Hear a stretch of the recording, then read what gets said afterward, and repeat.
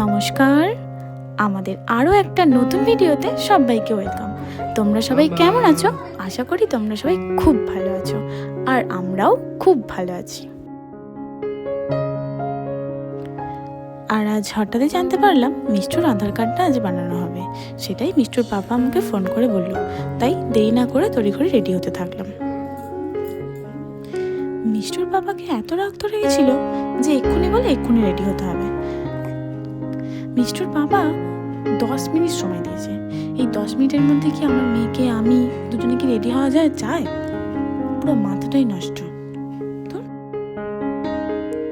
আর আজকের ডেটটা একদমই মিস করা যাবে না, কারণ এর আগে মিষ্টুর পাপার কাজের জন্যই আমরা দুটো ডেট আরও মিস করে গেছি।